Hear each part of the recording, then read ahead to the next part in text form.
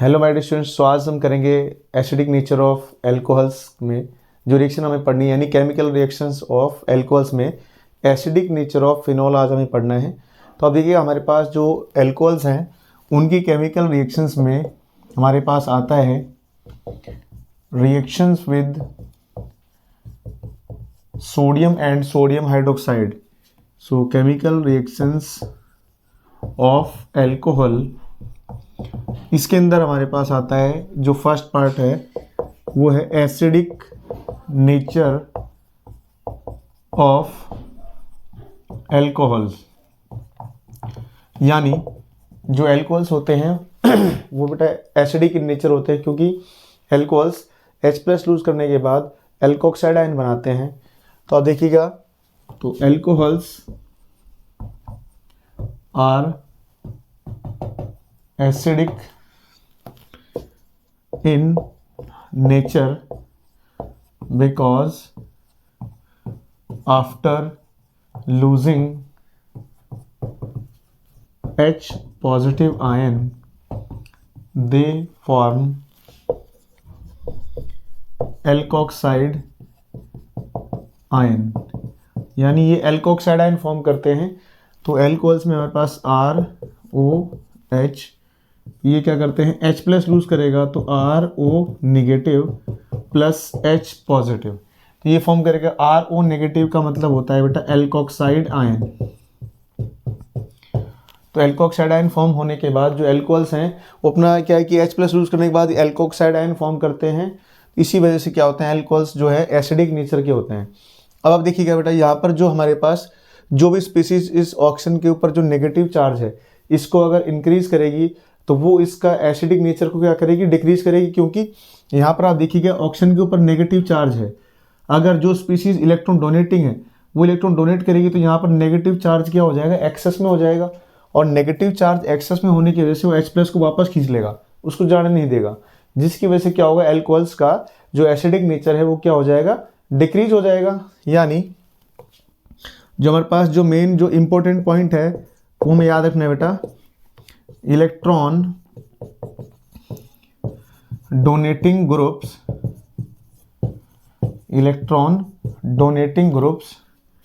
Decrease the acidic nature of alcohols.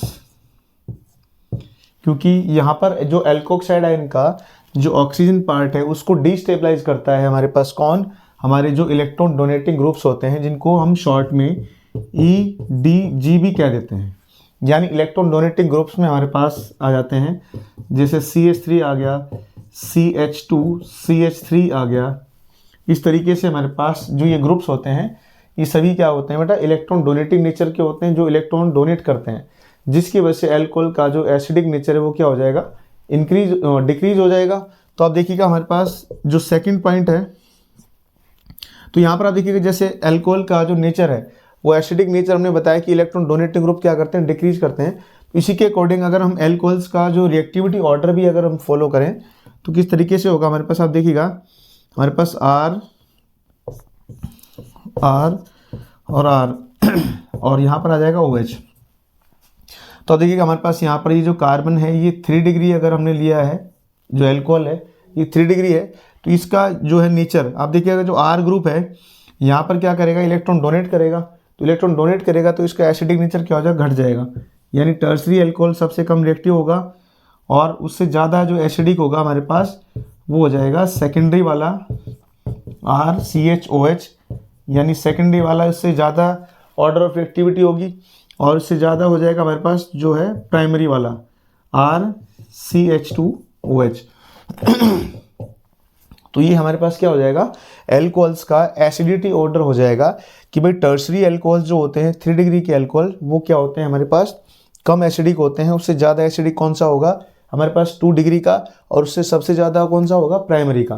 क्योंकि आप देखिएगा हमारे पास मान लीजिए हम कोई एग्जाम्पल लेते हैं यहाँ पर CH3 और CH3 और यहाँ पर आप देखिएगा हमारे पास OH है। तो H+ लूज करने के बाद यहाँ पर हमारे पास क्या बचेगा, ऑक्सीजन नेगेटिव बचेगा।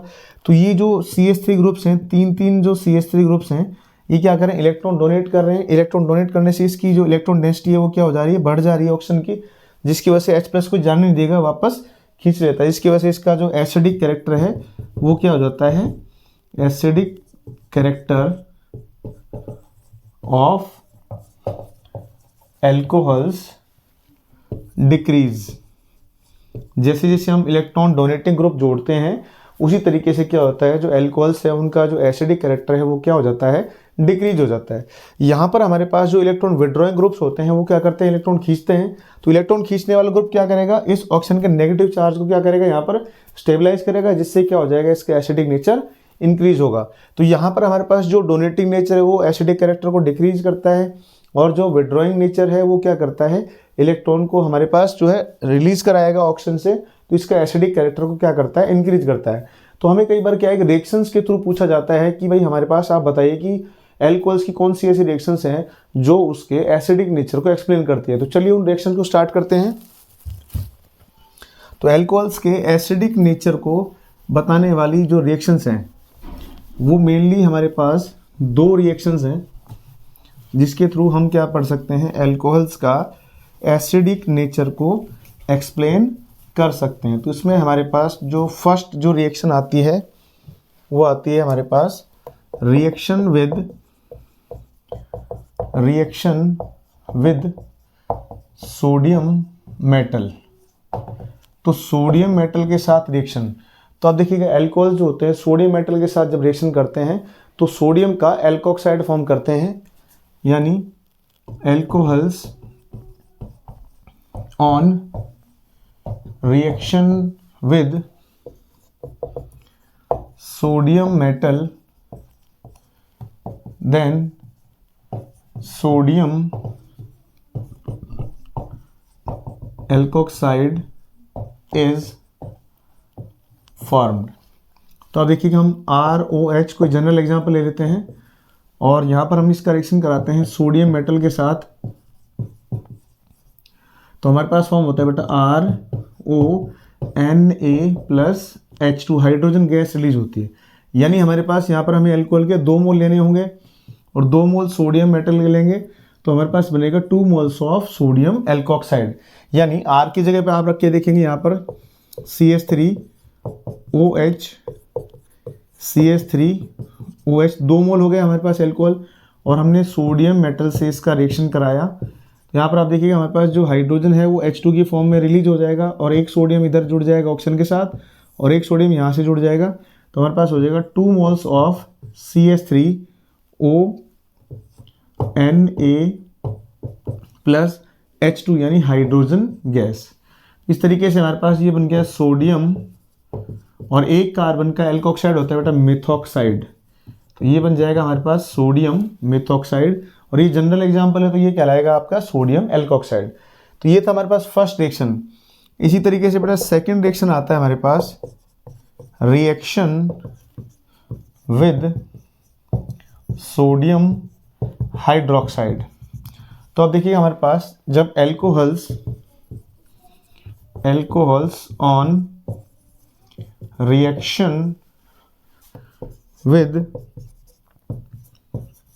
sodium hydroxide then sodium alkoxide and water is formed, यानी सोडियम एल्कोक्साइड और वाटर फॉर्म होगा। तो आप देखिएगा हमारे पास जनरल को एग्जांपल लेते हैं ROH और हम इसका एग्जांपल लेते हैं, इसका रिएक्शन कराते हैं NaOH के साथ। तो ये NaOH मैंने इस तरीके से लिखा हुआ है, यहाँ पर हमारे पास क्या हो जाएगा OH और इसका हाइड्रोजन यहाँ से, तो OH और H मिलके क्या बन जाएगा H2O बन जाएगा और RONA+H2O। तो जनरल एग्जांपल हम लेते हैं जैसे CH3CH2OH और इसका रिएक्शन हमने कराया NaOH के साथ। तो आप देखिएगा यहाँ से हमारे पास OH और यहाँ का हो जाएगा हाइड्रोजन, तो H2O क्या हो जाएगा रिलीज हो जाएगा। तो ये बन जाएगा CH3CH2ONA+H2O। तो यहाँ पर हमारे पास इसका नाम होगा सोडियम इथॉक्साइड, सोडियम इथॉक्साइड। तो इस तरीके से हम क्या कर सकते हैं, एल्कोहल्स के केमिकल जो प्रॉपर्टीज होती है उसमें एसिडिक नेचर को एक्सप्लेन करने के लिए हमारे पास दो रिएक्शन होती हैं, जिसमें पहला जो रिएक्शन होता है वो सोडियम मेटल के साथ होता है, यानी एल्कोहल्स जब सोडियम मेटल से रिएक्शन करते हैं तो सोडियम का एल्कोक्साइड बनाते हैं। इसी तरीके से हमारे पास क्या होते हैं, अगर एल्कोहल सोडियम हाइड्रोक्साइड से रिएक्शन करते हैं तो वाटर रिलीज कराते हैं, और सोडियम अगर मेटल के साथ रिएक्शन होगा तो वहाँ पर हाइड्रोजन गैस रिलीज होती है। तो इस तरीके से हम एल्कोहल्स के जो एसिडिक नेचर को एक्सप्लेन कर सकते हैं। आई होप आपको हमारी वीडियो अच्छी लगी होगी। अगर हमारी वीडियो आपको पसंद आई तो प्लीज़ चैनल को लाइक करें, शेयर करें, सब्सक्राइब करें और बेल आइकन को प्रेस करें। Thank you.